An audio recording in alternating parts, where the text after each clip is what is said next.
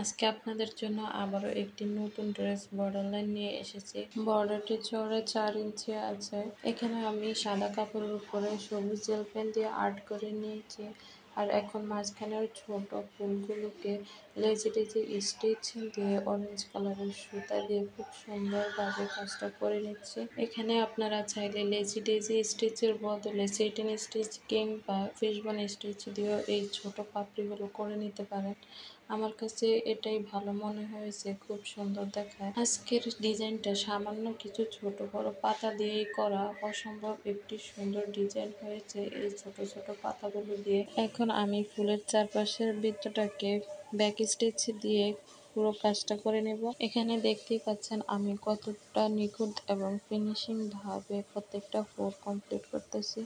আপনারাও চেষ্টা করবেন অবশ্যই। এই ডিজাইনটা কিন্তু আপনারা চাইলে ওড়না কিংবা শাড়ির বর্ডারেও করতে পারেন, কিংবা বাচ্চাদের ফ্রকের মাঝখানে এরকম একটা ফুল বসিয়ে করতে পারেন, খুবই সুন্দর দেখাবে। এখানে আমি লাচ্ছি সুতা ব্যবহার করতেছি, মাত্র 2টি কালার ইউজ করতেছি আমি এখানে। আপনারা চাইলে অন্য কালারও ইউজ করতে পারেন, তবে আমার কাছে 2-3টা থেকে বেশি কালার ইউজ করলে কাজটা মনে হয় ফুটে না। দেখতেই পাচ্ছেন এখন আমি বৃত্তের চারপাশের পাতাগুলোকে ফিশবোন স্টিচ দিয়ে কমপ্লিট করে নিচ্ছি। সো হ্যালো এভরিওয়ান, যদি আমার ভিডিওগুলি আপনাদের কাছে ভালো লাগে, যারা এখনও আমাকে ফলো দেননি তারা অবশ্যই ফলো দিয়ে রাখবেন। আর যারা ফলো দিয়েছেন তাদেরকে অসংখ্য ধন্যবাদ আমাকে সাপোর্ট করার জন্য, এবং ভবিষ্যতেও সাপোর্ট করবেন। এখন আমি প্যারট কালারের সুতা দিয়ে ফুলের পাশের ঢালের পাতাগুলোকে আমি খুব সুন্দর করে ফিশবোন স্টিচ দিয়ে করে নিচ্ছি, আর ঢালগুলোকে ব্যাক স্টিচ দিয়ে অরেঞ্জ কালারের সুতা দিয়ে কমপ্লিট করে নিচ্ছি।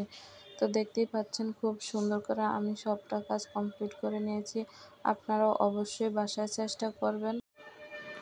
এই ডিজাইনটা দিয়ে যদি আপনারা 3 পিসে বর্ডার লাইন করেন, জাস্ট অসাম দেখাবে। আমার কাছে তো এই ডিজাইনটা খুবই ভালো লাগে।